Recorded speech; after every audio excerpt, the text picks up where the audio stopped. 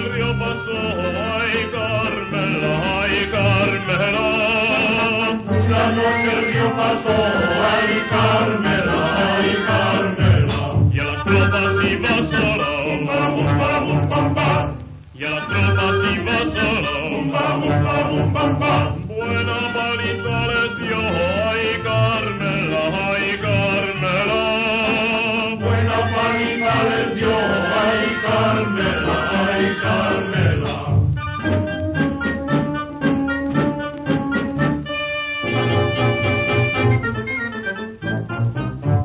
El furor de los traidores, el furor de los traidores, lo descarga su aviación. Esos dos nombres y esos dos apellidos tan originales, pues solo firman los libros como Chelu, que es como me conocen en Medina, soy de Medina de Pomar. Más cosas. ¿De dónde sale este libro? Este libro lo ha editado la Diputación de Burgos y es el resultado de un concurso que hizo a finales de septiembre del 2023 de lo que denominan publicaciones burgalesas. O sea, solo puedes presentarte si tienes un tema que sea de Burgos, si no, no te presentes. Entonces ellos tienen allí, lo pasan por un comité de valoración cada libro, a ver si les parece que es de interés y una serie de cosas, y al final, pues este fue uno de los 9 libros que seleccionaron en esa convocatoria. A partir de ahí, pues, como la Diputación no es una empresa con lucro, pues han hecho cosas rarísimas porque el libro estaba hecho para el año pasado, para esta fecha ya estaba todo preparado. Y estaba todo, pero no lo acaban de sacar nunca, que tengo que hacer otra cosa, que tengo que tal. Y luego cuando lo han sacado, pues estos libros, la Diputación no tiene una empresa de distribución. Se los da a la Asociación de Libreros de la provincia de Burgos y hay que llamar allí, no sé cómo lo hacen. El otro día he estado yo, por lo menos sé que en Medina está, en la librería que hay en Somavilla está este libro, y porque lo he visto, Y el otro día estuve aquí en la imprenta, vamos, en la librería García, a ver si podrían tenerlo para hoy, y empezó a hablar con el de la asociación y dijo que no había quien se entendiese con ellos, y no sé cómo lo va a hacer para traerlos, los traerá, pero no sé cómo va a hacer. Entonces, casi sin más dilación, pues vamos a empezar a hablar de esto. El libro tiene 111 fotos, más luego tiene, no sé si son 6 o 7 anexos, y claro, mostrar todo lo que tiene el libro pues sería absurdo. El que lo quiera ver, pues que lo vaya y lo compre. Entonces yo voy a ir hablando de una serie de cosas relacionadas e incluso mostrando cosas que no están en el libro, porque uno no puede comprar todas las fotos que quiera. Las fotos tienen unos derechos de autor y te cobran a 25 euros cada una, y he puesto las fotos que he podido, pero no tengo muchas, ¿no? Vale. Entonces, el título es El legado del CTV en las merindades. Digo que un legado es un conjunto de bienes que pueden ser materiales o pueden ser inmateriales que nos dejaron gente que no sé, nuestros antecesores. Pues entonces entiendo que son fotografías, que son, digo aquí, lo pongo abajo, que nos dejaron las merindades, una memoria oral, de la que recogí bastante en el 2013-2014, una memoria gráfica en donde hay fotografías, documentales, peliculillas, hay muchos petroglifos o grabados en piedra y grafitis también más sencillos, dejaron construcciones militares, dejaron abrigos donde nos consta que estuvieron, cementerios, etc.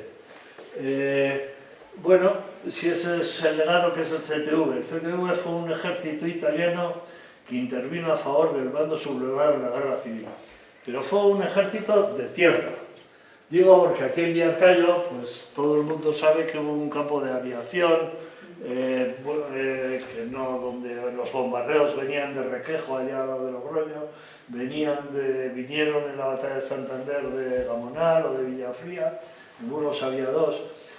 Pero aquí se hizo lo que llaman un aeródromo avanzado, ya muy cerca del frente, que es donde salían todos los días los cazas que tienen que proteger a los bombarderos. Porque si no, pues serían muy fáciles de derribar y demás.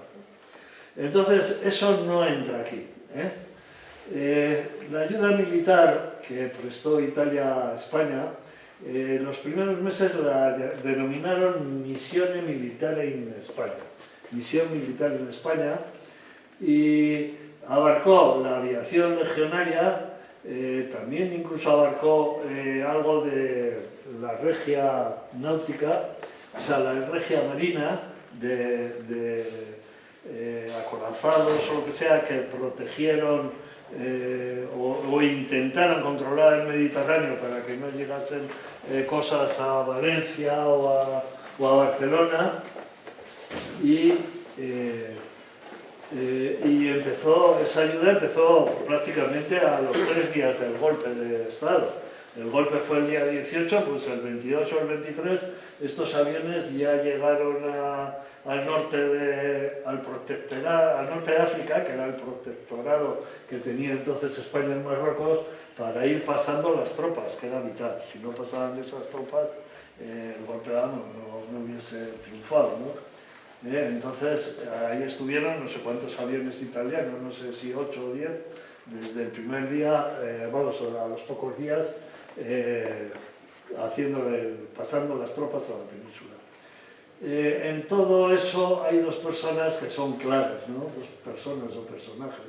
Uno es Benito Mussolini, que era el presidente del gobierno y del Partido Nacional Fascista, que prácticamente era lo mismo, porque no existían los partidos políticos, estaban prohibidos en Italia, solo había el Partido Nacional Fascista, luego lo que ellos dijesen se llevaba a la Cámara, se votaba y ya está, y el presidente del gobierno lo ratificaba. Y otra cosa es la persona en quien delegó esto no lo llevaba él personalmente, lo delegó en su yerno, que era el conde Ciano, que era el ministro de Asuntos Exteriores. No sé si fue una buena decisión o no, que fuese el ministro de Asuntos. Parece que un tema militar hubiese sido mejor que lo llevase un militar, pero sí fue así. Reclutaron una serie de voluntarios, camisas negras, y a su vez también pidieron voluntarios del ejército que quisiesen venir, porque las camisas negras pues, eran para soldados o cabos. No tenían preparación militar, y un ejército sin militares profesionales no funciona, desde luego.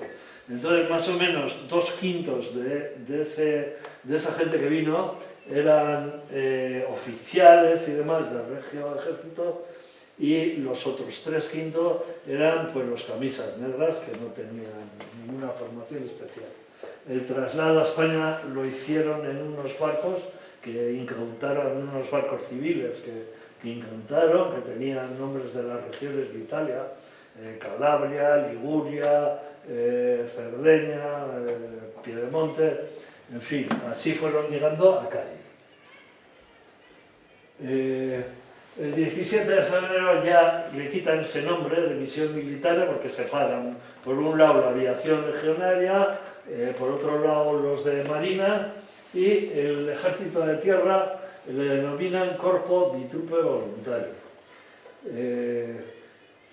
Os digo ahí que dispusieron de todas las armas y servicios sin necesidad de nadie. Ellos tenían todo. Tenían las armas de infantería, caballería, artillería, ingeniería, comunicaciones y logística, para la intendencia de comer, para la intendencia de tener balas, todo lo que precisasen. Tenían también un cuerpo jurídico y otro de sanidad. Los cuerpos jurídico y de sanidad, cuando estuvieron en esta tierra, no se movieron de Vitoria. Era en Vitoria donde tenían un gran hospital, los de sanidad, y el cuerpo jurídico también. Y entonces algunos pequeños delincuentes que hubo, pues los cogían y los juzgaban. Y sobre todo lo que más juzgaron fueron desertores y autolesionados. Porque claro, estaba muy bien apuntarse ahí y decir voy a la guerra de España, pero luego cuando llegaron a la guerra de España, pues alguno se cagó de miedo y se escapó por donde pudo, el otro se pegaran los tiros en las manos y en los pies, esos iban todos a un juez. A ver si de verdad pues, se te ha escapado una bala, o a ver si te has pegado todo el balazo para que te mandemos a Italia, ¿no? También tenían otros servicios, ¿no? Pues el servicio de correos, que aquí en concreto estuvo en Aranda de Duero, banda militar, servicios religiosos. La banda militar, como fue esta época en la que estamos ahora, más o menos esta gente apareció hacia mediados de abril y estuvo hasta el día 14 de agosto que empezó la batalla de Santander. Pues la banda militar, por unos testimonios que tengo de Medina, sé que el día de San Isidro, que son fiestas patronales de Medina, estuvo tocando dentro del Café Quintana, que algunos de los aquí presentes lo habréis conocido, como fue el Café Quintana. Y en cuanto a los religiosos, pues los capellanes que vinieron no eran del clero que se dice secular, o sea, no eran curas ni de pueblo, ni de diocesanos, ni nada, sino que eran todos curiosamente de órdenes religiosas. Entonces hubo capuchinos, franciscanos, dominicos y demás. Las primeras acciones. Bueno, pues esta gente participa en la toma de Málaga junto al equipo que tenía el general Queipo de Llano y participa con 12 banderas. A ellos les manda el general Roata, pero todos se atienen al plan que ha marcado Queipo de Llano. Como veis, 5 a 8, pues estamos hablando de 4 días, duró esa ofensiva hasta que tomaron la capital. Sí que tuvieron, creo que 120 muertos y no sé qué más bajas, pero muertos 120, o sea, tampoco les cedieron allí todo, ni mucho menos, pero en general se suele decir que fue un poco paseo, ¿no? Porque además la República había abandonado Málaga a su suerte y no se preocupó de facilitarles aviones ni de nada. Entonces, la siguiente ofensiva que hicieron fue la de Guadalajara. Quien haya oído hablar algo de la batalla de Guadalajara, pues a estos señores pues les sacaron cantares, versillos de cobardes, de todo, porque la batalla de Guadalajara pues resultó ser un fiasco. Empezó el día 8, avanzaron muy rápido 3 o 4 días, empezó a nevar, habían traído uniformes de verano, no llevaban una cartografía militar, sino que iban con un plano Michelin de una 25.000, con lo cual un montón de caminos, de desniveles, por donde tienes que meter tanquetas o por donde vas a meter un ejército, no lo tenían en ningún sitio, no sabían los desniveles que iban a tener el terreno y demás, ¿no? Y aquello fue un fiasco y el día 22 de marzo, pues, según dicen, fue el embajador italiano fue a ver a Franco, que estaba en Valladolid, y a pedirle por favor que relevase a los italianos que, en fin, que no podían llamarse, tenían todas las tropas reventadas y demás.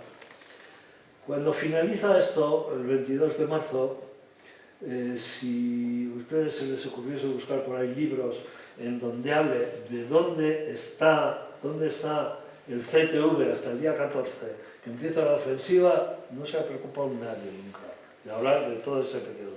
O sea, queda abril, mayo, junio, julio y hasta mediados de agosto no hay ninguna literatura. Yo creo que soy el único que se empezó porque lo había oído en Medina yo de niño, a gente mayor, no, si por aquí estuvieron los italianos y en ese hostal se quedaron los cartógrafos y tal, y el que me empecé a darle vueltas y empecé a contar, pues al final bastante documentación, en memorias de voluntarios que estuvieron, en fin, y luego una realidad que he visto y que intentaré reflejarla. El CTV a partir de ahí tuvo un proceso de depuración, me parece que de 14 generales les mandaron 11 para Italia, bueno, o sea, una cifra terrible, no menos igual de 2.000 de los 45.000 que había tenido en Guadalajara, no menos de 2.000 y pico, 3.000, no sé cuántos les devolvieron a Italia. Y otras muchas gentes, resultados de las entrevistas que les hicieron uno por uno, les dieron destinos de retaguardia, pero decidieron que no era gente que podía estar en tropas de asalto, porque hay que pensar que esto fueron tropas de asalto. Estos no vinieron aquí para custodiar, no, estos vinieron para... Y el asalto, pues, en fin, es la élite, es lo más difícil que hay, ¿no? Para mediados de abril de 1937, a través de un montón de cosas, de fotografías, como os digo, memorias de voluntarios, tengo un montón de datos para ir situando a gente más o menos por toda esa zona de las Merindades. El CTV viene, para la ofensiva de Vizcaya. La ofensiva de Vizcaya la inician los requetés, que controlan desde Deva hasta Mondragón. Y ahí empieza la ofensiva sobre Eibar y toda aquella zona, ¿no? Eibar, luego irán avanzando, Durango, Guernica y tal, hasta que cercan Bilbao y hasta que se encuentran con el cinturón de hielo. Entonces, yo entiendo que la estrategia, y creo que queda en algún libro más o menos reflejada así, es que viniesen al norte de Burgos y otra parte de Álava que no he puesto porque no es las Merindades, y entonces trabajasen por dos lados, por dos flancos. A Vizcaya los situasen por la derecha los requetés y por la izquierda esta gente. El frente viene, esto es Orduña, esto es Berberana, todo esto que limita Burgos con Vizcaya, estos son todos unos montes con unos cortados grandísimos. Entonces es la Sierra Salvada, o no sé si primero es la Carbonilla, la Sierra Salvada, los Montes de la Peña, considerando que Villasana, vamos, el Valle de Mena, estaba en poder de los republicanos. Una parte aquí, una parte, toda esta parte aquí de Montija, hacia allá las Machorras y tal, también estaba en poder del Ejército Popular de la República, y lo que iba limitando siempre el frente, aquí estoy en la carretera que atraviesa Montija y que va a bajar hacia Mena, ¿no? Esta sería la carretera de Laredo. Pues la carretera de Laredo, y esta gente se va a situar, ya os digo, en distintos puntos. Estamos hablando, es muy difícil saber cuantificar cuánta gente estuvo en las merindades, cuántos italianos, pero casi seguro que no bajaron de 30.000. Para la batalla de Santander normalmente se suele decir 35.000. La división Litorio, que era una división hecha exclusivamente por profesionales, ahí no había voluntarios de camisas negras, estaba mecanizada, que se suele decir, y vinieron en camiones y demás. Pero Fiavenere, que tenía unos 11.000 o 12.000, y otros dos grupos de banderas que luego constituyen la división 23 de marzo, estos lo que van a venir es en tren, porque el ferrocarril Santander-Mediterráneo estaba totalmente libre, ¿no? No quiere decir que no tuviese riesgo de bombardeos o lo que sea, pero funcionaba perfectamente desde Burgos hasta Villarcayo. Y llegaba Burgos-Villarcayo, que podía llegar hasta el límite que estaba construido en aquel entonces, hasta la estación de Ciudad Dos Santos, podía llegar. Bueno, esta foto, como veréis, eso además es muy... Esta foto pone en ellos que es de Trespaderne. Esto no es Trespaderne, yo no tengo ninguna duda por los perfiles de los montes y demás. Ahí donde se situaron es en Villaperlata. Y en general, todos estos, la unidad yo creo que es el batallón, la unidad por la que trabajan juntos, y que se sitúan casi siempre cerca de un río, arroyo y tal, pero que tenga un cierto caudal de agua que permita a 700, 800 personas pues su aseo personal, el lavado de ropa, las necesidades para hacer comida y demás. Entonces, yo digo, eso es Villaperlata, no sé si, claro, los de Medina nos quedan un poco más cerca y lo conocemos más, pero...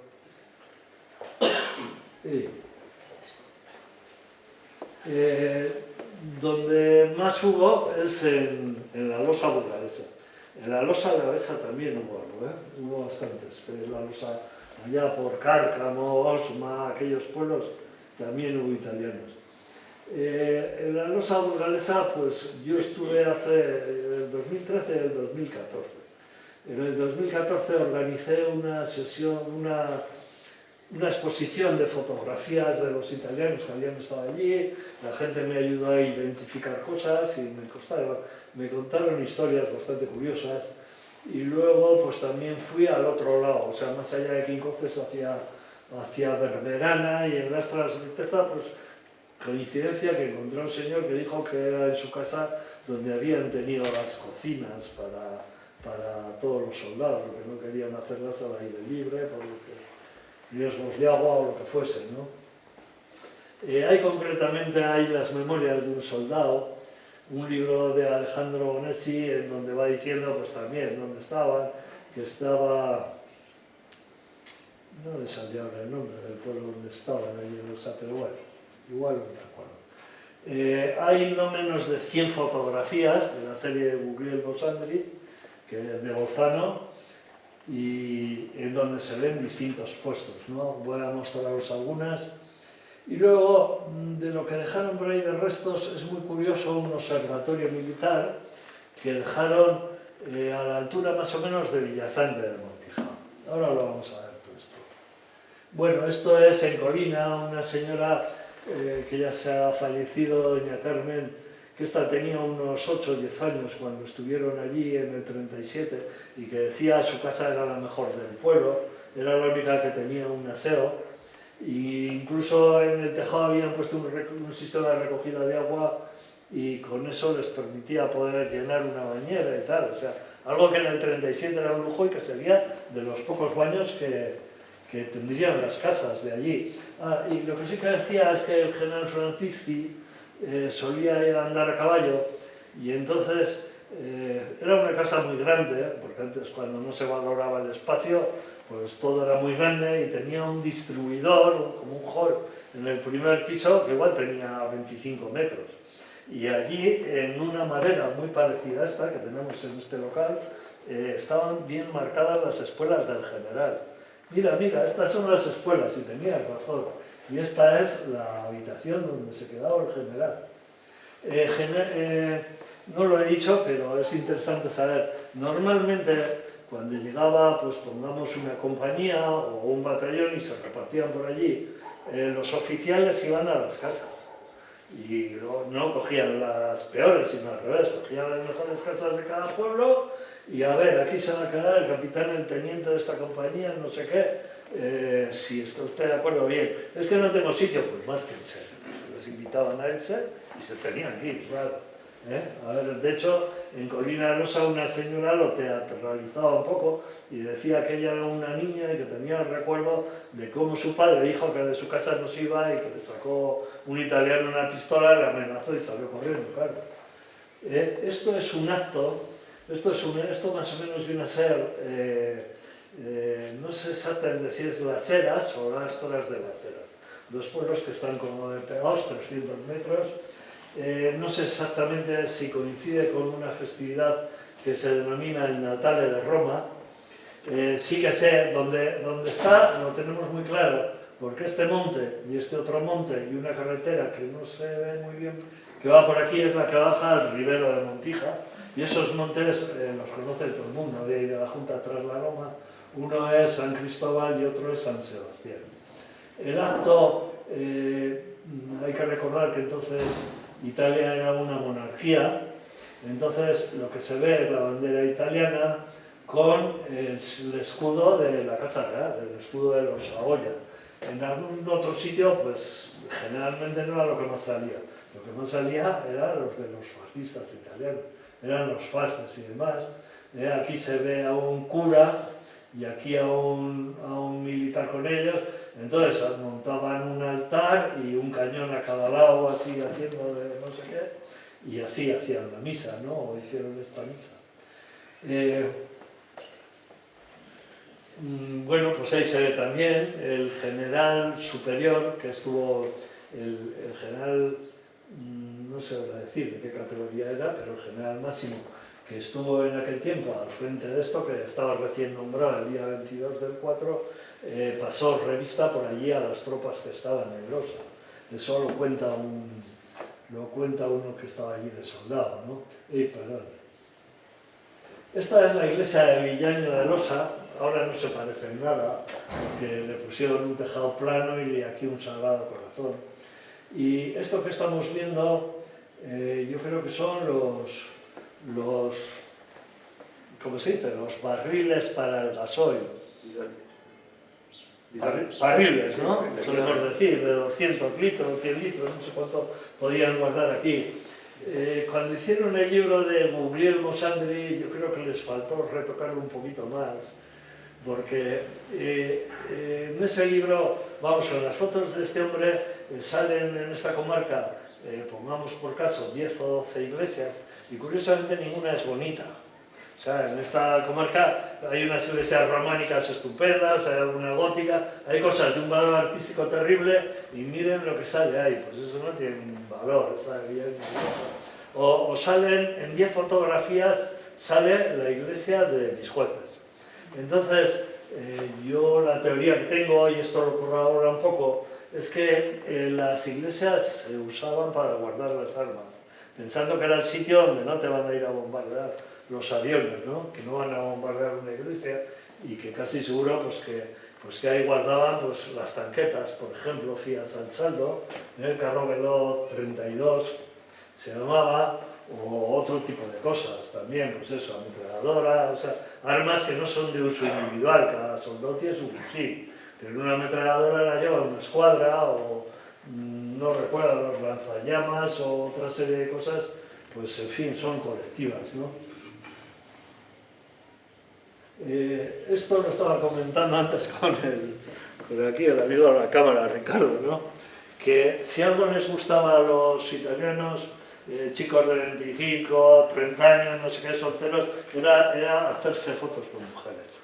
Lo de hacerse fotos con mujeres, supongo que estas fotos las mandaran rápidamente a su tierra para que en Sicilia o Calabria o tal viesen los ligones que eran, ¿no? Esta es el Millán también, y esto es una foto de ellos, ¿no? Estas la he seleccionado porque no sé si se están fijando lo que llevan en el pecho y demás. Losa tenía una tradición carlista que Burgos, no, en fin, era especial de ellos. Desde los tiempos, desde la tercera guerra carlista, que tuvieron un requeté, no sé si dependían un poco de Orduña y demás, siempre, o sea, siempre fue una zona de carlistas, y entonces hay alguna foto, pero vamos, como no puedo poner todos, pues he seleccionado esta. Pero hay alguna foto más donde se ve a chicas con el distintivo de margaritas, que eran las enfermeras carlistas. Estas otras pues llevan esto otro, pero es del requeté. Vale. Vamos a ver un momento el observatorio que construyeron en los riscos que están encima de Villasante. Y ahí también voy a recuperar la tradición oral, y la tradición oral dice que en un sitio de estos, por ahí, un sitio de estos, que estaba un italiano haciendo guardia y alguien desde abajo le disparó y lo mató. Entonces, yo, si lo dicen, será verdad, pero creo que es muy interesante para distinguir qué es lo posible y qué es lo probable. Posible puede ser. Un Mauser alcanzaba 2000 metros. A tiro perdida, a bala perdida, un Mauser llegaba desde Villasante, tiras ahí, y si aciertas, pues, lo que pasa es que no lo veo probable, que apuntes desde 1,5 kilómetros, le pegues un balazo y lo mates. Me resulta dificilísimo. Pero bien, de hecho, pero hay uno enterrado en Quintanilla de Pienza, muy cerca de aquí, y hubo otro italiano enterrado en Castrobarto. No me extrañaría que sea ese el de Castrobarto al que le dieron un balazo. Entonces, lo que hicieron los ingenieros italianos, vamos a ver 3 obras de ingeniería italiana.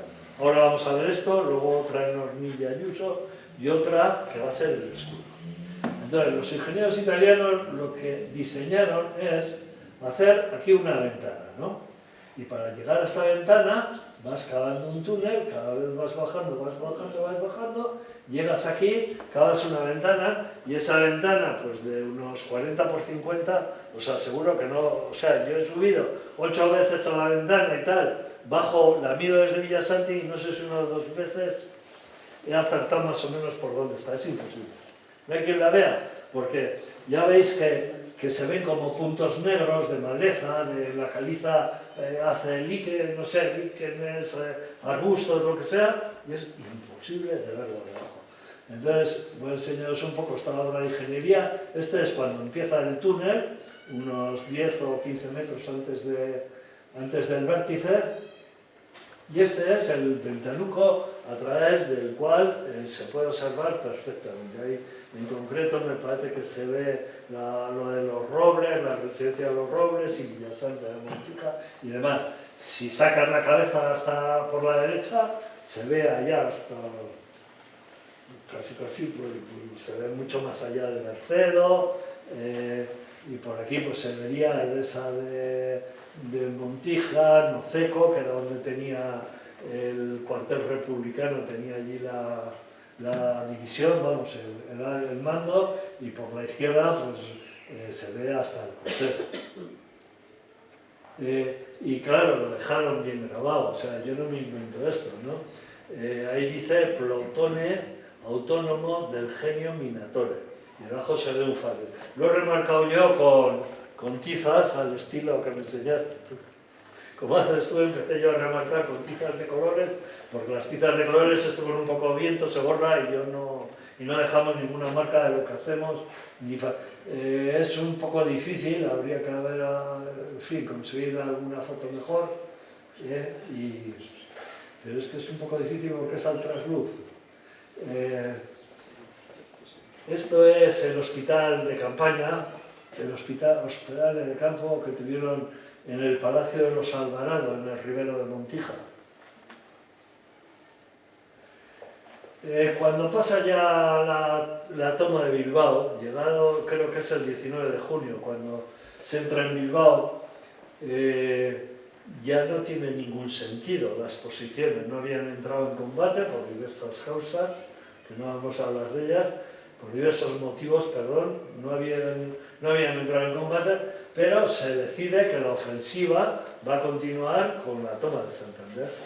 Y entonces ya van cogiendo otras posiciones. Ya se van a aproximar todo lo que es Otoscueva, se van a meter en posiciones muy adelantadas por Busnela, Aedo, Robledo de las Pueblas, en fin, otros pues se quedan un poco igual más alejados.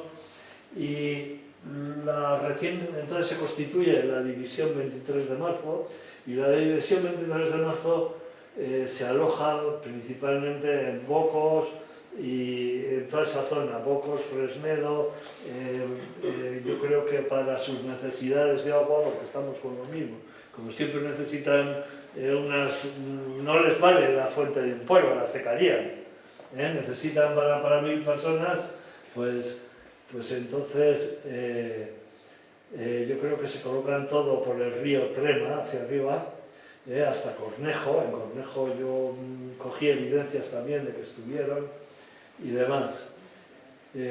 O sea que, y ya los últimos días, pues toda la división Litorio se pone en las campas donde se hacen las ferias en Soncillo.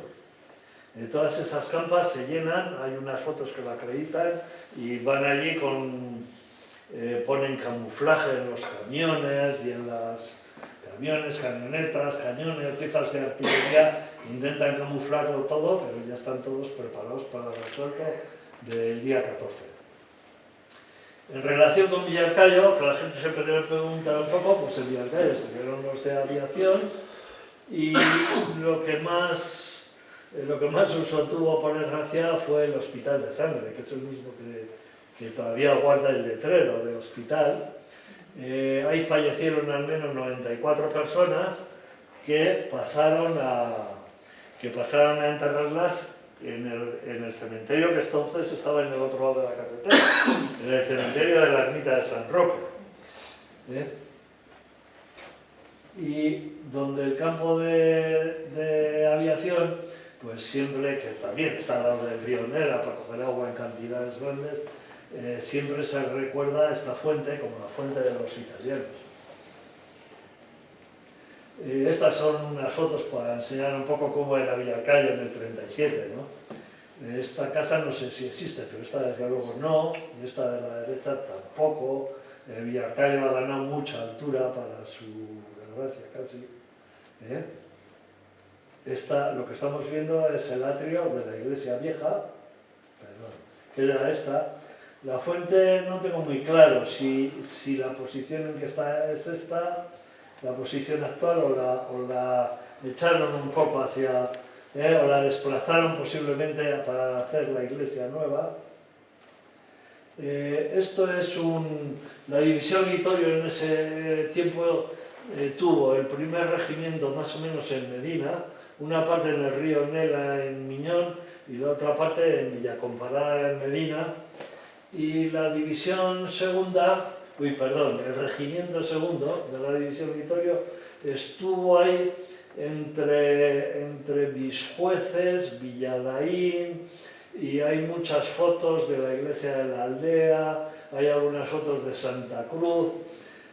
Yo tengo clarísimo, vamos, que el armero, el año pasado fui un día a ver la iglesia de Bisjueces, que no la conocía, y es amplísima y daba perfectamente para haber metido pues 60 tanquetas y demás. Ahí andaban muy mal de agua, y entonces para suministrarse de agua cogían unos camiones de aljibes y bajaban al río Ebro a la altura al principio, bueno, eso no sé, enfrente de Incinillas, no sé si eso corresponde a Incinillas, a Manzanero posiblemente corresponde a Incinillas. Allí hay una zona que se llama Remolino, y en esa zona cargaban el agua y un día dos italianos, pues era julio, hacía mucho calor, se metieron allá a bañarse y se los llevó el río. Vamos, yo, curiosamente de esto me enteré un día en San Miguel de Cornezuelo, preguntando por si allí se sabía algo, si había habido italianos. Esta es la iglesia de Villalaín, y allí en la iglesia de Villalaín, afuera, les hicieron el funeral, ¿no? Está el fasces, el emblema de la Casa de Saboya, y bueno, el que dijo la misa, el cura del pueblo con el boletillo aquel que usaban, está mirando, porque el que les dice la misa es un capellán suyo. Si los de Villarcayo aficionados al monte que suben a la Tesla saben de sobra qué es el agujero que hay en la Tesla para pasar hacia arriba. Por ahí pues hacían marchas o lo que correspondiese, lo que se suele denominar en el argot orden de combate, ¿no? De estar preparado, aprender a rectar y ponerse en forma. De hecho, no sé, yo ahí tengo unas fotos que acreditan que en la zona entre Barruelo y Bisjueces hubo un campo de tiro. Más claro que el agua. Lo que pasa es que he ido algunas veces a ver si encontraba algún casquillo de bala o algo y no acabo de dar exactamente con dónde estuvo, porque en Frenedo he dicho que estuvo la división 23 de marzo, y allí en una viga hay muchos vestigios, hay más que este. Hay una ventana y hay más cosas donde empieza a poner Roma, Caput Mundi y una serie de cosas, pero en una cabaña de estas donde se metía el carro y demás, se puede leer con cierta dificultad 508, o si vince o non si torna. Esa es la frase que un voluntario dice que dijeron cuando les pasó revista el general que venía de Roma. Ha dicho el duce que o si vince o non si torna. 508, por cierto, eran de artilleros, no eran infantería.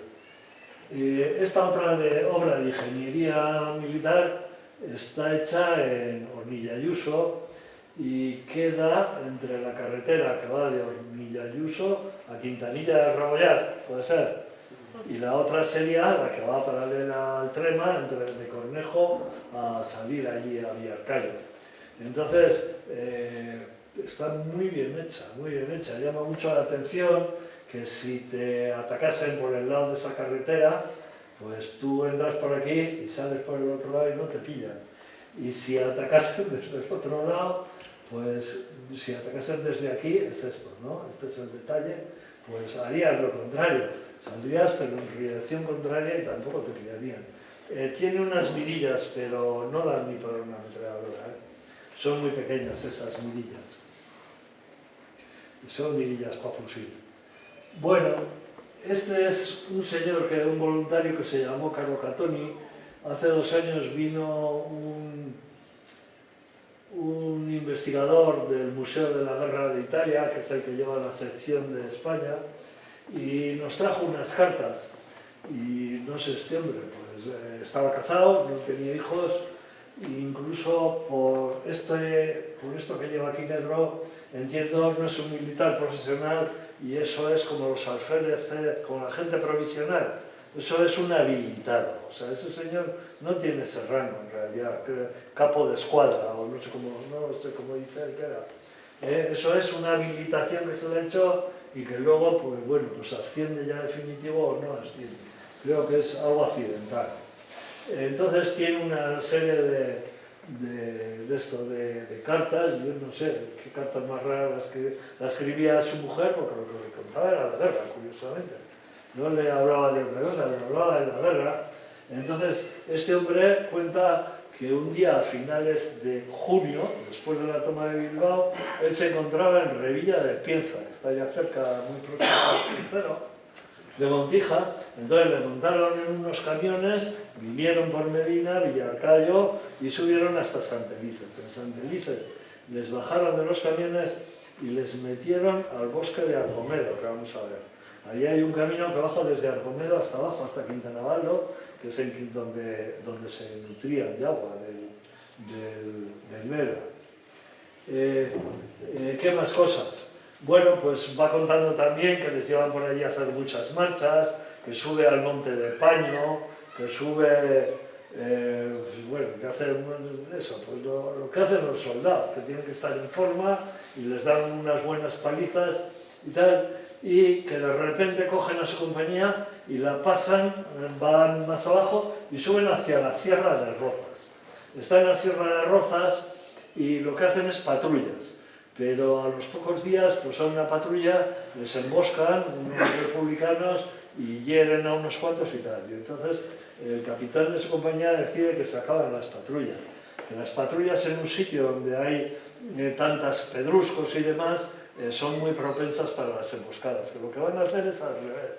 Van a tener ellos puestos fijos y si acaso serán ellos los que embosquen a los republicanos si se atreven a entrar. Aquí dice dónde tiene, el pico de Levante, en el otro lado del río Engaña tienen otro. Vamos a ver, es un poco muy bonito. Esta es la primera parte que os digo. Este es el monte que baja de Argomedo a Quintanabaldo, corresponde gran parte a San Martín de las Ollas. Esto que veis aquí, no sé si se ven las antenas de ahí del Cerro La Maza, de la parte, digamos, más de la parte del Cerro de la Maza, y esto entiendo que es una antiaérea. Esto es del mismo sitio y os he querido para que veáis un poquito cómo eran las tiendas. Las tiendas, que yo lo he usado luego en el año 80 en la mili mía, las tiendas a cada uno le daban un trozo de hierro así como de unos 50 centímetros y un trozo de tela, y con 4 trozos de tela y los 4 hierros se montaban las tiendas. Entonces el señor el Carlo Catoni cuenta pues que les pilló por ejemplo una tormenta y acabaron caladísimos, vamos, que esto era una mierda que no valía para nada. También cuenta que en la Sierra de Rozas, a pesar de estar en julio, pues por el día podían tener 30 y pico grados y por la noche les bajaba 8 y pasaban muchísimo frío en las tiendas. Entonces, ¿qué es lo que hacen ahí en la Sierra de Rozas? Pues en la Sierra de Rozas van a ir tomando una serie de puntos, los rojos son del bando republicano y estos azules son donde se van a ir situando ellos. Van a ir cogiendo una serie de puntos, empezando desde arriba, de la cota 926, tal, y se van a ir instalando, pero casi siempre en cuevas. Donde está esta gente es en cuevas. Y una de las cosas que se ve en las cuevas, y para lo que me ayudaron unos canteros de allá de Montejo de San Miguel, a Dos de Frías, fue en decirme que efectivamente, que esas cuevas, y además habían trabajado y las habían hecho canalones, para que no les cayese el agua en pantalla. Vamos a empezar. Este sería el primer punto arriba. No sé qué tal se ve, no sé si hemos conseguido que se vea muy bien. ¿Se ve bien? No se ve bien. No se ve bien, ya lo siento. Esto había que haberlo contrastado un poco, pero al no llevar un PC encima, no puedo ahora darle más contraste ni más tal. Esto es la península de Italia. Esta sería así. Esta es la península de Italia, aquí sería Sicilia, Cerdeña. Esto que se ve aquí es una ametralladora de esas refrigeradas por agua, Fiat Rebelli, se llamaban. Esto puesto en posición pesa unos 27 kilos, porque solamente de líquido refrigerante o de agua no sé si llevaba en torno a 6. Tengo el manual de esta. Un día se lo pasé a... ¿Te acuerdas que te mandé, Carlos, el manual de esta ametralladora? Para que vieses un poco los detalles de cuánto pesa el pie, cuánto pesa lo que es la ametralladora en sí, luego el líquido, porque en el monte no hay líquido. Tendrás que ir allí con una garrafa con los 7 litros de agua o de líquido refrigerante, y después otro compañero tendrá, o dos, tendrán que llevar las balas que tienen que pesar. Una ametralladora tiras balas a una velocidad terrible, como Richter de viejos, y para el que no lo sé, entonces claro, ya hay que... A los dos señores que pone debajo, Arturo Bondio y el otro, no me acuerdo, creo que es Giuseppe Vinante, los tengo localizados por una base de datos de soldados de Trento, y sabemos que eran de Trento y demás. El otro que pone aquí, que se ve en muchísimos grabados de estos, es XV, año 15º de la era fascista. Los fascistas ascendieron al poder, o mejor dicho, el rey le nombró presidente de gobierno a Mussolini a finales de octubre del 22, luego 1937 es el 15º año del ascenso de los fascistas al poder. Buscando todo eso que hacía referencia, me encontré, no sé si es él mismo, el Carlo Catoni, o es uno de su equipo, están en las fotos y un día, pues yendo aquí con un amigo por ahí por el monte, de repente digo, ponte ahí, que te voy a hacer una foto que la voy a comparar cuando llegue a mi casa. Y llegué a mi casa, la comparé y me di cuenta que efectivamente, que esta cueva era donde se quedaba este tío, lleva una picocha, no muy grande pero suficiente, para cavar un canalón en todas las cuevas que se quedan, para que no, claro, porque ahí, incluso aunque no llueva, hay días que del agua de la rociada se te va por permeabilidad, se te va metiendo dentro, ¿no? Y demás, entonces el canalón lo recoge y te lo deja todo fuera. Aparte, generalmente también siempre tienen unos agujeros que hacen, y ahí es donde sí que con los palos que tenían para montar las tiendas y los trozos de tela, durante el día montan para que les dé sombra. El puesto número 2 que tengo ahí concretado está encima de San Martín, controla el otro lado, el lado oeste del río Engaña, y esta es la foto de 1937 que se hicieron ellos, ¿no? Las herramientas de grabar, un pico también, y vemos que detrás tenían es una escuadra obviamente, y esto pues no lo sé si es una ametralladora o... su estado es un poco lamentable, se está estropeando todo porque es una roca de estas arenisca que la comieron los líquenes y en fin. No obstante, trabajando con esta técnica fotográfica, pues sí que se ve mejor, ¿no? Duce Mussolini, por acá abajo pone Trento, el Farces, luego está el yugo y las flechas, la esvástica, y por aquí creo que pone algo de Italia y demás. Con esta tecnología, bueno, pues sale. Esta es la cueva que tiene como dos partes donde podían dormir, y por arriba pues tiene canalón pequeño y canalones más grandes para que no se les meta el agua en la cueva.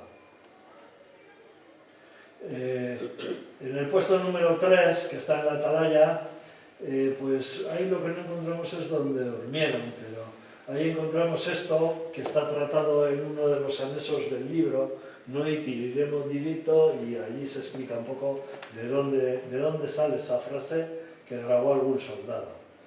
Entonces, hemos dicho el 1, que era arriba, donde estaba lo de la península con las islas, la otra, la cueva, la primera cueva, la segunda, donde está la piedra esa grabada, la tercera, el tercer puesto en la atalaya, y yo creo que ya el siguiente... Estos puestos tienen una cosa, y es que siempre se ven uno, este puesto se ve con este y con este. Se pueden hacer señales con espejos, lo que sea. Igual tenían radio, puede ser que tuviesen radio porque estaban bastante más avanzados que los españoles. Igual habían tirado cable y demás, por lo menos en Medina cablearon el pueblo entre distintas partes, para ellos. Entonces vamos a ver estos dos últimos, la cota 829 que está en el Monte Covía y la cota 768 que está al otro lado de la carretera que va hacia Edo y Robledo.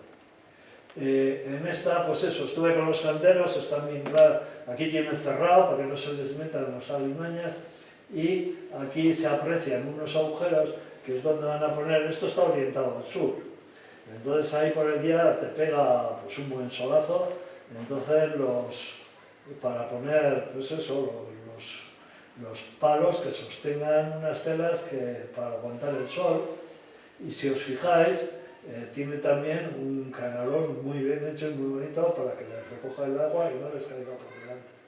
En esa zona he cogido este otro también, lo he marcado con tiza, yo lo vole, il duce lo comanda, noi lo faremos. Hay un montón de estas, en el libro están todos y hay un montón. Esta, vamos a verlo con esta otra, uy, qué mal se ve casi peor. Europa será fascista o fascista. Zata. Hay un anexo donde explica de dónde sale esta frase, cuándo la dijo y demás. Yo creo que esta, si no la has hecho tú, Carlos, esta foto igual sí. Esto es en Aedo de las Pueblas, se está deteriorando mucho, porque es roca, esta es caliza, pero también se la están comiendo los líquenes y demás. Y aquí, pues eso, pues se ve pues, el yugo y las flechas, por ahí hay una esvástica nazi, aquí hay ufastes. Otra cosa que se ven es más de un puñal, hay varios puñales, que es el símbolo de la división femenil, el puñal. Y aquí hay, bueno, pues algo que una figura de mujer, pero que nunca hemos conseguido ponernos de acuerdo a ver a quién representa. Yo decía que si representaba a la diosa Minerva de los griegos, que era la diosa de la guerra, el otro día, cada uno dice una teoría, ¿no? No sé si se ve desde ahí mejor, pero esta se ve mejor. No, pero no se ve muy bien, ya lo siento, porque esto lleva mucho trabajo hacer esto, para hacer una foto así, hay que hacer 20 fotos, meterlas en un programa y tal, y luego incluso te da los volúmenes, te hacen 3 dimensiones. Pero una foto de estas, pues, 3 fotos te llevan en una tarde. Ya en la cumbre de la Magdalena, pues nos encontramos, que yo creo que esto es Santander, que no es Burgos, pero bueno, nos lo vamos a apropiar un día. Una cosa, hay un grabado que dice 3 palotes, 3 BT, Fiamenere. Todos creemos que quiere decir tercera batería de artillería, obviamente, de la división Fiamenere, que luego bajó por ahí por San Pedro de Romera. Voy a hablar ya casi por último de los cementerios. Pues es que además luego a propósito del escudo, porque ya estoy aburrido de oír hablar del cementerio del escudo.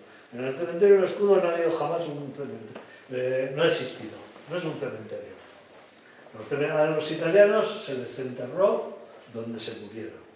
Entonces, los primeros días del asalto, pues se enterraron allí en Santelices, al lado de la tapia del cementerio del pueblo, pues igual se enterraron a 30 y pico, se enterraron a otros 20 y pico en Aedo de las Pueblas. Eso eran los que morían casi en el acto.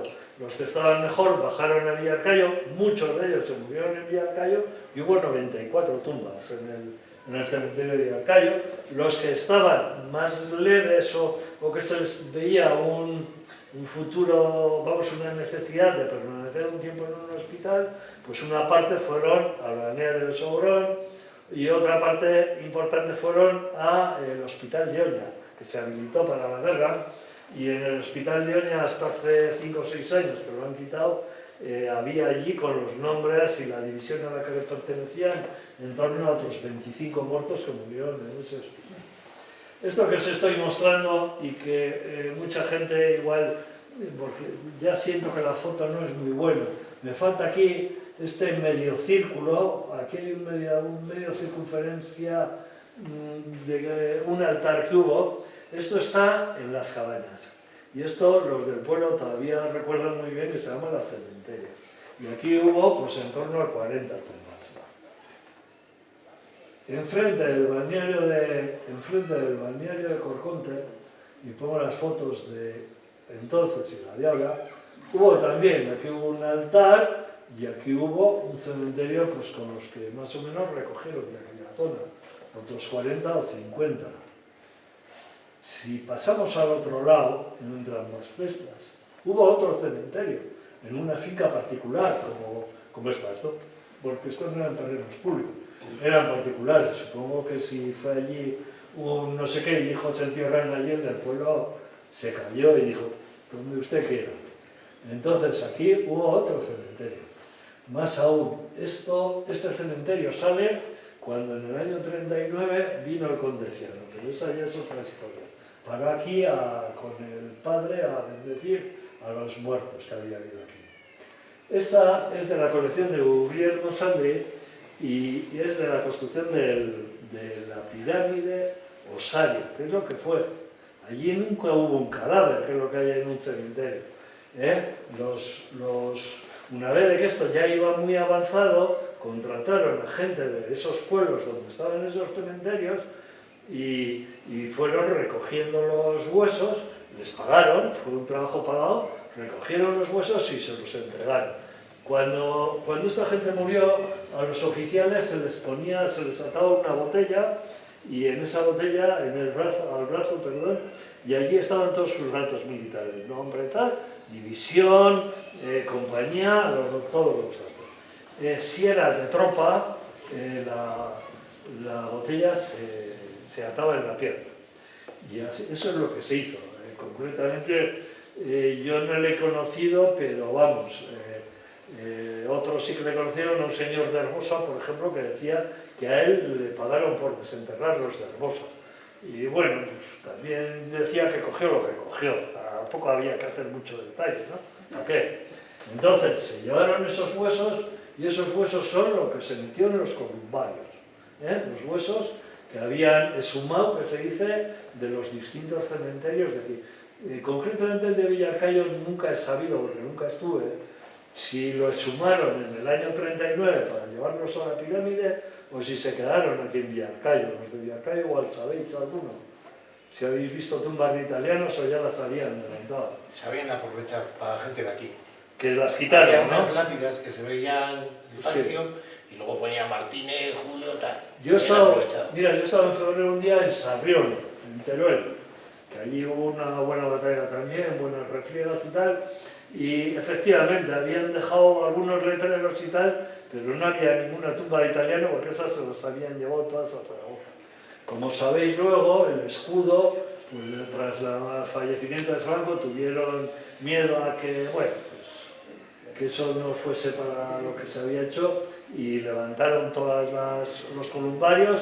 Quien quiso se llevó los restos de su familia a Italia y quien no los quiso, pues los llevaron todos a San Antonio, a Zaragoza.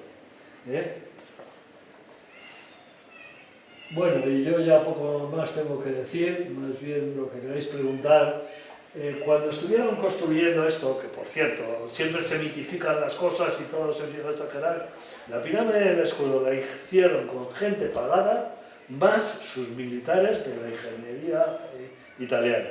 El proyecto era uno de los que había estado, era de un teniente, de Attilio Ratti o algo así, tiene nombre yugoslavo y tal, pero era nacido en Milán, era arquitecto ese hombre, ese fue el que hizo el proyecto, y el otro que estaba allí todo el día y que siguió machacando mucho y tal, era no sé si era capuchino, el centurión padre Bergamini, que puso mucho interés en que esto consiguiese que se acabase, y así fue.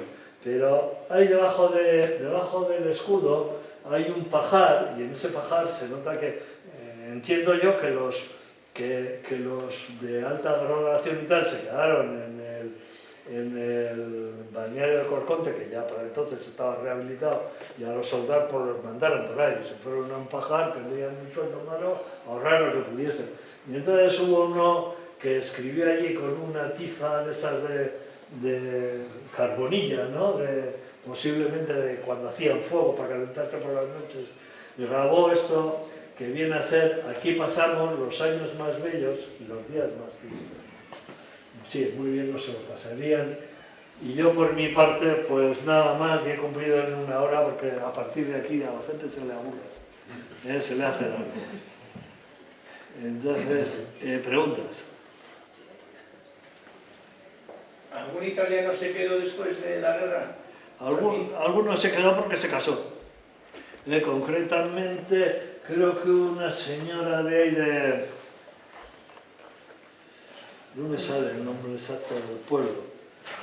Una señora de ahí de... donde estaba la granja escuela, yendo a Orri Ayuso, ¿cómo se llama? Utrera. Una señora brutera, se casó con un italiano y vivía en Burgos. Otra señora de Poza también se casó con un italiano, además de graduación, de alta graduación, y se marchó a vivir a Italia con él. Y no sé si he oído comentar alguna vez que también allá por Quintana Martín Galíndez una chica se casó con un italiano, o sea, hubo algún matrimonio. ¿Eso no les llevaron luego a Italia? No, hubo de todo. Date cuenta de que finalizada la guerra de España en el 39, en el 41 Italia se mete en la Segunda Guerra Mundial y les moviliza a todo Cristo. Moviliza a un montón de gente, unos van a África, otros van a la invasión de Grecia y unos poquitos también entran por la zona de Niza y tal a tomar algo de Francia. Incluso mandan una división, tipo la División Azul, mandaron una a Rusia a pasar frío.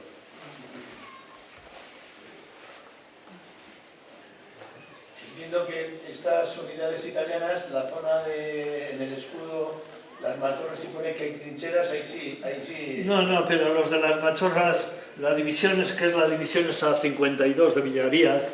Villarías no era un industrial conservero, no era un militar, pero era el que hacía las veces de general de división, para que veas cómo andaban. Esos, cuando ven que les van a sitiar, se dan cuenta de que les van a sitiar. Te digo porque hay 2 libros de memorias y uno de ellos lo dice bien claro. Hacen una cosa errática, les baja por Soba, les sube por no sé dónde y a la altura ya de Santander, por Puente Viesgo y por no sé dónde se van rindiendo. No entran en combate. O sea, en Mena no se entra en combate. En Mena, aparte, no son los italianos, es curiosamente media brigada de Castilla y no sé quién más quien actúa en Mena. Y en Mena también, ven que les van a acercar, o sea, es que los tienen totalmente atrapados. Si bajas por los Tornos, por el otro lado ya estaba tomado, hasta Balmaseda, hasta la ermita de San Roque, pues esos también hacen lo mismo, hacen no sé qué maniobras raras, empiezan a estar por ahí 4 días o 5 andando en el monte hasta que se acaban, sobre todo además cuando ven que se rinden los gudaris en Santoña. O sea, es que ya no tienen nada que hacer. Sí, pero en las Machorras hay muchas trincheras. Sí, hay, claro que hay trincheras, y hay hasta en el mismo puerto de los Tornos, si te fijas hay por allí alguna cueva, y hay muchas trincheras que hicieron los de Medina, y que tengo el testimonio de un cura que lo cuenta, que en diciembre, enero, febrero del invierno aquel, que por cierto tuvieron suerte y no hizo demasiado de frío, todos los días de Medina obligaban tú a un camión, y mañana tú hacían turnos para ir a acabar todas esas trincheras que van paralelo al tren en el trozo que va de Bercedo hasta Espinosa. Por allí hay un montón de trincheras también. Pero esa gente no entra. Ahí no se combatió entonces. Sí, hay pequeños combates, pero no es de la batalla de Santander, ¿me explico? No es con los italianos. Por ejemplo, la Arbosa, en principio, la tenía el bando sublevado. Y en las Navidades del 36 la toman los republicanos. No sé si es el día de Nochebuena o algo, aprovechan un poco la juerga y el bebercio o lo que sea, y les toman la Arbosa. Y incluso luego, posteriormente, yo sé que a la Arbosa pues, fue alguna persona castigada. de Medina de Pomar, unos que se pegaron con unos italianos, cogió el teniente coronel Moliner, que era el que llevaba esa zona del frente, y les mandó a la Arbosa, ya que sois tan chulos, ir allí. Sí. Pero vamos, hay un intento grande de penetración del bando republicano, no acabo de situarlo nunca, es como la subida de Laredo, efectivamente, por ahí hubo una batalla, no sé si es en noviembre del 36, también hay algún intento por tomar Soncillo, y luego el de los pocos pueblos que llegó a tomar la República fue Espinosa de Bricia, pero creo que luego a su vez lo volvió a perder. Espinosa, que aquellos pueblos tienen las iglesias de balazos hasta la iglesia de barrio de Bricia, la Espinosa de Bricia, pueden tener, la de barrio de Bricia no bajarán de 800 balazos, las marcas que hay. ¿Lo has visto? ¿La conoces? Es espectacular. Yo estaba un día allí y me cayó un proyectil, se desprendió un proyectil. Claro que ha acabado, claro. Sí, sí. Más cosas. El frente aquí el frente lo tenían dividido en dos partes. La parte desde Berberana, que viene por ahí por donde os he dicho, todos esos riscos que separan Montija de Losa y todo eso, era el teniente coronel este que os he dicho, Moliner. Y ya desde Villarcayo o por ahí hasta Sargentes de la Lora, que por allí también hay bloqueos, hay el parapeto de la muerte, todas esas cosas que dicen, esa la llevaba toda el teniente coronel Sagardía. Los dos acabaron siendo generales luego.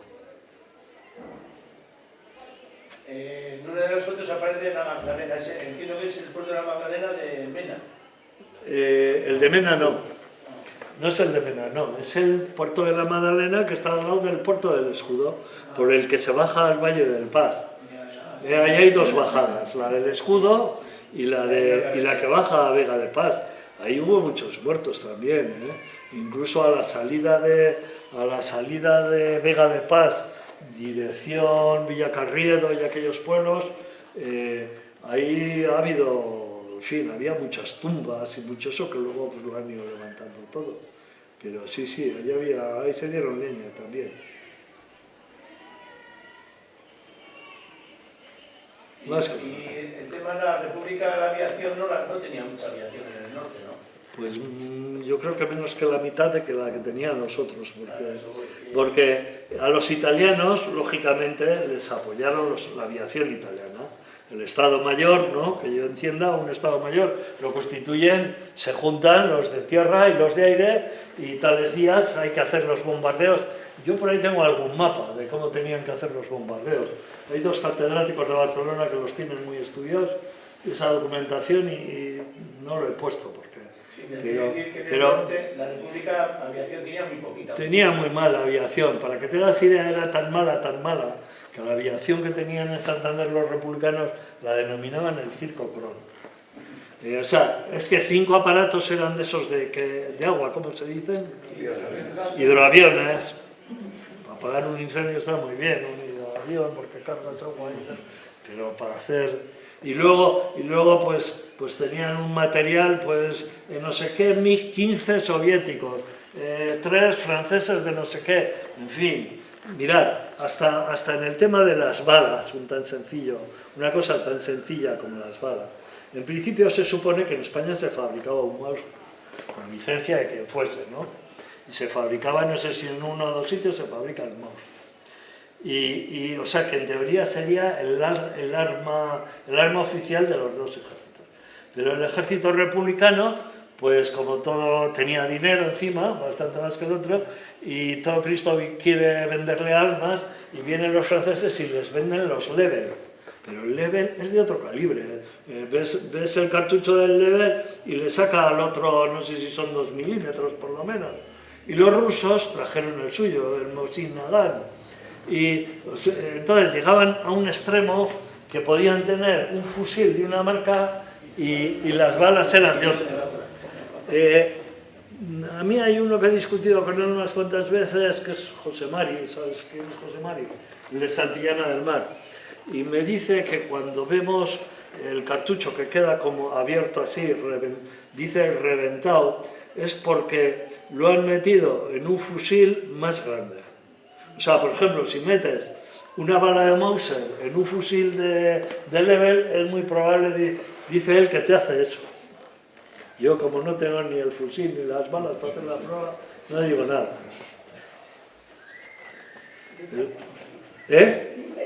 Que tú dices que no, me parece que lo hablo contigo y ya me has dicho que no. Yo no defiendo nada, yo lo que he oído. Los fusiles todos llevan en el cerrojo una pestaña que trinca la bala. Sí. Entonces, claro, si la bala es de un calibre inferior, un diámetro inferior, no lo puedes sujetar. O sea, te refieres al cargador, que en el los cargadores de Mauser eran de 5 balas. Sí, no, Los italianos pero el cargador ya tiene la recámara. Sí. La recámara lleva un cerrojo. Ese cerrojo, Sí. cuando tú lo acerrojas, lo cierras, trinca lo que sería el cartucho en ese reborde que lleva. Uno lo lleva en interior y otro lo lleva en exterior. Sí. Entonces, si la bala es de un diámetro superior, no entra. Y si es No, inferior, claro, eso está si es claro. inferior, baila, no lo coge. No entraría una bala de 1 milímetro menos. No, no es que entra así, pero no lo coge. Ya. No lo agarra, queda suelto. Ya. Pero vamos, os aseguro, no he traído aquí porque me parece ridículo, pero yo en mi casa tengo un montón de casquillos recogidos sobre todo por Vinicia y os puedo enseñar casquillos de estos Level, los Mosin Nagant rusos y luego, bueno, pues los mismos, estos eran todos del mismo calibre de los Mauser, pero el que sabe, que yo no sé, los que saben van y te dicen, este es Mauser japonés, por la marca de atrás, te dicen, hay bala, hay japonesas y hay varias de las suelen salir de las que mandó, de los fusiles que mandó Cárdenas, las balas que mandó Cárdenas desde México. Mexicansky. No, si igual tengo en casa y no he sido capaz, normalmente casi todas o te pone SE, Sevilla, Teo Toledo y no me acuerdo si en Mauser he visto más balas. Y luego los italianos traen su fusil, el de origen austriaco, el Mannlicher Arcano. Entonces, parece, allá arriba, por el Cielma, empezaron a aparecer y cogimos algunos casquillos distintos y esto de dónde ha salido, en 1916 y no sé qué, y empecé a mirar y encontré que estaban fabricados a 30 kilómetros de Viena, en Austria y tal. Sí, pero ¿y eso qué pinta? 8x60. ¿Qué pintan unos cartuchos austríacos? ¿Lo sabes? Porque después de la Primera Guerra Mundial, tanto Alemania como Austria, todo el armamento se lo reparten los polacos, los checos, tal. Y entonces ellos, el mercado negro, se lo venden a la República. No, pero bueno, ni mercado negro. A mí la explicación que me ha dado un italiano, el italiano del Museo de la Guerra me ha dicho, no, es que cuando finalizó la Primera Guerra Mundial, Italia, que es además la que pegaba más cerca de Austria y se había quedado con unas provincias austríacas, dice, agarró y como botín de guerra les levantó los fusiles y la munición. Y por eso tenéis balas austríacas aquí al lado de, aquí en, fíjate, ¿quién lo iba a decir? Sí, pero están fabricadas por Kraft o algo así, y esa fábrica sigue existiendo, que lo he mirado un día y se dedica a hacer vajillas de alpaca. Pero, y las había hecho antes, pero con motivo de la Primera Guerra Mundial dejaron de hacer vajillas y se pusieron a hacer balas. Qué curioso todo. Muy bien, ¿alguna cosa más? Entiendo que encontrar todas esas balas en el monte no será fácil. No. A ver, tienes que ir con un detector, seamos claros. Pero tú puedes ir con un detector siempre y cuando no esté declarado bien de interés cultural. Es decir, hoy nadie puede entrar con un detector arriba en el escudo, en ese recinto, porque está declarado bien de interés cultural. Pues si yo voy a las trincheras de Cilleruelo y voy y paso un detector y encuentro alguna bala, que se encuentran balas enteras y se encuentran casquillos, pues nadie me puede decir nada. Yo puedo pasar. A la vista no está. No, tienden a enterrarse, se suele enterrar, pero no muchos centímetros. Es que nosotros que recorremos montes por aquí, por el norte de Burgos, No los ves. esto nunca. De todas formas llevan muchos años los de los detectores. El otro día que estoy hablando con uno me dice, ya no cogemos nada, porque es pasar por donde hemos pasado 50 veces. Pero sí, sí sale. Y te voy a decir algo más. En ciertas zonas, en concreto hay, por donde te estoy diciendo, por bici y tal, hay más de uno hecho a correr. Concretamente, Sagardía dice en las memorias estas que tiene de las fuentes del Alto Ebro al Bajo Llobregat, dice que hubo bastantes que como que desertaron, bastantes republicanos, y que ahí estaba la división de Navamuel, en esa zona de Galicia, y que se metieron a protegerse al bosque Igeo, a esconderse en el bosque Igeo y tal y cual. Y en algunos momentos, a ver, un tío que va a desertar no se le ocurre ni marcharse con el fusil, ni marcharse con las 2 granadas que le daban, ni marcharse con 3 kilos de bala en cada lado. Lo primero que hace es tirarlo todo. Y entonces, en muchas ocasiones lo que encuentras es las cajas de balas enteras, que las habían tirado para huir con menos peso. Si te vas a echar a correr, te vas con el mínimo peso posible. Y la otra cosa que hay, por desgracia, porque esas por desgracia, por aquí, por el norte, es bombas de artillería y de aviación que no explotaron y que son muy peligrosas.